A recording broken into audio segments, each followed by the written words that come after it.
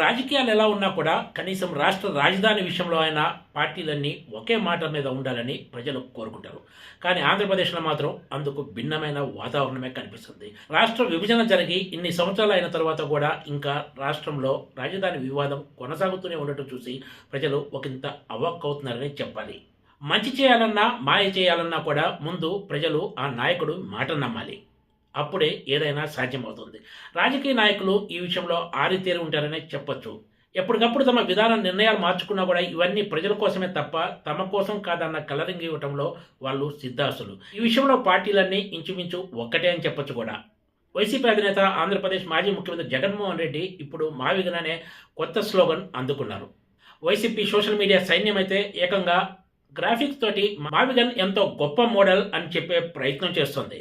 విచిత్రంగా జగన్మోహన్ రెడ్డి ఇదంతా కూడా రాజధాని అమరావతికి సంబంధించి కేంద్ర ప్రభుత్వం విభజన చట్టంలో సవరణ చేసి మరీ చట్టబద్ధత కల్పించిన తర్వాత ఈ నినాదాన్ని అందుకోవటమే. ఈ వ్యవహారం అంతా చూస్తుంటే ఇదంతా కూడా రాజకీయ కోణంలో చేస్తున్నారనే అభిప్రాయం ఎక్కువ మందిలో ఉంది. ప్రజలను రాజధాని విషయంలో గందరగోళపరచడానికే ఈ ప్రయత్నం చేస్తున్నట్లుంది తప్ప దీనివల్ల వచ్చే ప్రయోజనం పెద్దగా కనిపించడం లేదనే చర్చ కూడా వైసీపీ నాయకుల్లో సాగుతోంది. ఎందుకంటే జగన్మోహన్ రెడ్డి తెర మీదకి తీసుకొచ్చిన మావిగన్ ప్రతిపాదనలో ఎలాంటి హేతుబద్ధత లేదనేది ఎక్కువ మంది అభిప్రాయపడుతున్నారు. జగన్ ఈ ప్రతిపాదన చేసినప్పుడు సొంత పార్టీకి చెందిన వాళ్ళు కూడా చాలామంది ఇది చూసి అవాక్కయ్యారు. సోషల్ మీడియాలో పెద్ద ఎత్తున ట్రోల్ చేశారు కూడా.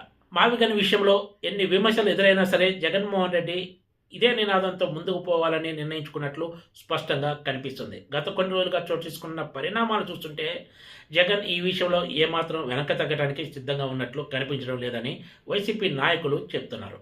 మరోవైపు గురువారం నాడు తాడేపల్లిలో జగన్మోహన్ రెడ్డి నివాసం దగ్గర వెలిసిన పోస్టర్లు, ఫ్లెక్సీలు కూడా ఇదే విషయాన్ని చెప్పకనే చెప్తున్నాయి. జగన్మోహన్ రెడ్డి రాజధాని విషయంలో ఎన్నోసార్లు మాట మార్చితే ఇప్పుడు జగన్ నివాసం దగ్గర కట్టిన ఫ్లెక్సీల్లో మాత్రం 1 పార్టీ 1 ఫ్లాగ్ 1 ఎజెండా 2029 అంటూ రాసుకొచ్చారు. రాష్ట్ర విభజన తర్వాత జగన్మోహన్ రెడ్డి అసెంబ్లీ సాక్షిగా అమరావతికి మద్దతిచ్చారు. ఆ తర్వాత అధికారంలోకి వచ్చిన తర్వాత రాష్ట్ర సమగ్రాభివృద్ధి కోసం అంటూ 3 రాజధానుల నినాదం అందుకున్నారు.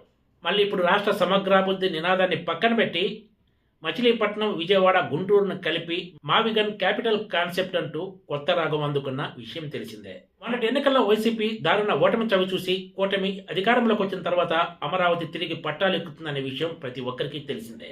పైగా కూటమి పార్టీలు టీడీపీ, జనసేన, బీజేపీలు ఒకే రాష్ట్రం ఒకే రాజధాని అన్న నినాదంతో ఎన్నికలకు వెళ్ళినవే. అమరావతి కంటే తాను ప్రతిపాదించిన మావిగన్ రాష్ట్రానికి, ప్రజలకు ఎలా మేలు చేస్తుందో జగన్మోహన్ రెడ్డి అమరావతి పనులు పట్టాలు ఎక్కకముందే చెప్పి ఉంటే కొంత జగన్కు విశ్వసనీయత వచ్చి ఉండేది. కానీ అమరావతికి చట్టబద్ధత కల్పిస్తూ ఇటు అసెంబ్లీలో తీర్మానం చేసి పార్లమెంట్లో విభజన చట్టానికి సవరణ చేసి మరీ రాజధానిగా అమరావతి పేరు పొందుపరిచిన తర్వాత జగన్మోహన్ రెడ్డి ఈ నినాదం అందుకోవడంతోనే ఆయన ఎజెండా ఏంటో స్పష్టంగా కనిపిస్తుందనే చర్చ సాగుతోంది.